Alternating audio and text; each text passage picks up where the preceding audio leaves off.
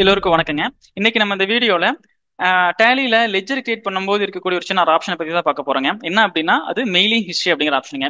இது வந்து tally prime 2.1ல இல்ல, இங்க டேலி பிரைம் 3.0 இருந்து அப்டேட் ஆயிருக்குதுங்க.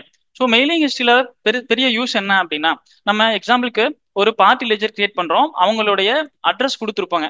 ஒரு 1.4ல இருந்து ஒரு அட்ரஸ் அப்ளிகபிள் ஆகிற மாதிரி அந்த அட்ரஸ் இன்கேஸ் நீங்க 1.5ல இருந்து வேற அட்ரஸ் மாத்தி கொடுக்குறாங்க அப்படின்னா, நம்ம பழைய வெர்ஷன்ல எல்லாம் என்ன பண்ணுவோம் அப்படின்னா லெட்ஜர் ஆல்ட்ரேஷனுக்குள்ள, ஸோ லெட்ஜர் அதுல எந்த பர்டிகுலர் லெட்ஜர் இப்போ ஆர்கேட்டட்னு வச்சுக்கோங்களேன், இதுல set and alter multiple mailing டீடைல்ஸ்ல வந்து எஸ் கொடுத்து அட்ரஸ் டைப் வந்து பாத்தீங்கன்னா புதுசா கிரியேட் பண்ணுவாங்க.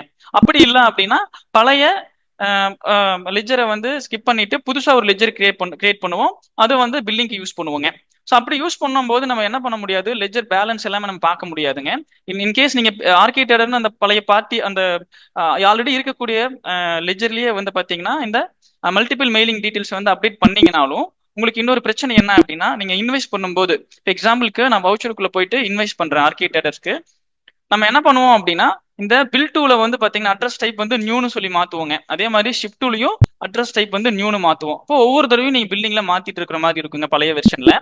நீங்க இது என்ன பண்ணிக்கலாம் அப்படின்னா, புது வெர்ஷன்ல இப்போ லெட்ஜர் ஆல்ட்ரேஷனுக்குள்ள நான் போயிட்டு, ஸோ அந்த பர்டிகுலர் அக்கௌண்டிங் மாஸ்டர்ல லெட்ஜருக்குள்ள போய்க்கோங்க. இதுல ஆர்கேட்டர்ஸ் அந்த லெட்ஜரை செலக்ட் பண்ணிட்டு நீங்க மோர் டீடைல்ஸ்னு சொல்லி ஒரு ஆப்ஷன் இருக்குங்க இந்த இடத்துல. ஸோ இதை கொடுத்துட்டு ஷோ மோர் ஆப்ஷன் கொடுத்தீங்கன்னா இந்த இடத்துல மெயிலிங் ஹிஸ்டரி அப்படிங்கிற ஒரு ஆப்ஷன் ஆட் பண்ணிருக்காங்க. இந்த மெயிலிங் ஹிஸ்டரி ஆப்ஷன் வந்து பாத்தீங்கன்னா 2.1 இல்லைங்க, மறுபடியும் சொல்றேன், நீங்க 3.0 தான் வந்து பாத்தீங்கன்னா அப்டேட் ஆயிருக்கு. ஸோ இந்த மெயிலிங் ஹிஸ்டரியில நீங்க என்டர் கொடுத்தீங்கன்னா அப்ளிகபிள் ஃப்ரம் டேட்டுங்க 1/4/2025 இருந்து வந்து பாத்தீங்கன்னா உங்களுக்கு ஒரு அட்ரஸ் இருக்குங்க. இப்போ 1/5/2025 இருந்து அவங்க வந்து வேற அட்ரஸ் அப்டேட் பண்றாங்க அப்படின்னா நீங்க அப்ளிகபிள் ஃப்ரம் வந்து பாத்தீங்கன்னா 1/5/2025 கொடுத்துட்டு அப்டேட் அட்ரஸ் ஒரு ஆப்ஷன் இருக்கு இல்லைங்களா, இங்க எஸ் கொடுத்தீங்க அப்படின்னா நீங்க புது அட்ரஸ் அப்டேட் பண்ணிக்கலாமா. இப்போ எக்ஸாம்பிளுக்கு நான் வந்து என்ன பண்றேன்னா மெயின் ரோடு காங்கயம் அப்படின்னு ஒரு அட்ரஸ் கொடுக்குறேங்க. அட்ரஸ் கொடுத்தாச்சு. இப்போ ஸ்டேட் தமிழ்நாடு செலக்ட் பண்ணிட்டு பின்கோடு இந்த இடத்துல நான் புதுசாக கொடுத்துட்டேன். ஸோ இப்போ இந்த 1/5 இருந்து எனக்கு இந்த புது அட்ரஸ் வந்து நம்ம பில்லிங்ல வந்து பாத்தீங்கன்னா வரணுங்க. ஸோ நான் இதை லெஜரை சேவ் பண்ணியாச்சு. இப்போ நான் வந்து வவுச்சருக்குள்ள போயிட்டேன், கேட்வே ஆஃப் டேலிக்குள்ள வவுச்சருக்குள்ள போயிட்டு, ஸோ இப்போ நான் பழைய டேட்ல என்ட்ரி போடலாங்க என்ன அட்ரஸ் வருதுன்ட்டு.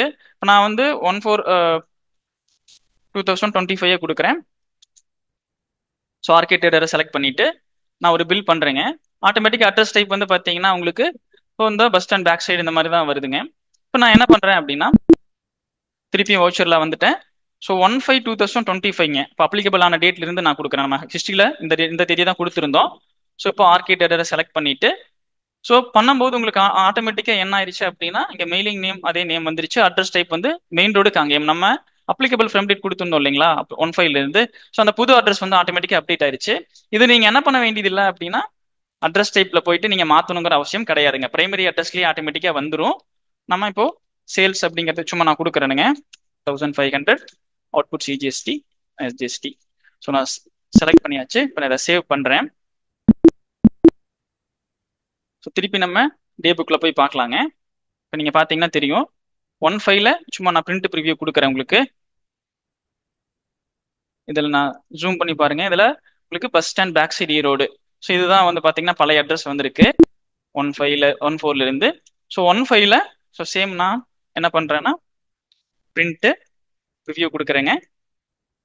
இந்த இடத்துல ஜூம் பண்ணி பார்க்கும்போது உங்களுக்கு சார்கேட்டட் மெயின் ரோடு காங்கயம். ஸோ அப்போ உங்களுக்கு புதுசா அப்டேட் ஆயிருக்கிற இந்த அட்ரஸ் வந்து பாத்தீங்கன்னா உங்களுக்கு பில்லிங்ல வந்துருங்க. நீங்க அட்ரஸ் டைப் மாத்தாமலேயே ஆட்டோமேட்டிக்கா வந்துருங்க. ஸோ இது வந்து பழைய வெர்ஷன்ல உங்களுக்கு இருக்காது. பழைய வெர்ஷன் நீங்க யூஸ் பண்ணிட்டு இருந்தீங்க அப்படின்னா நீங்க உடனே விவி இன்ஃபோடெக் டீமை காண்டாக்ட் பண்ணுங்க.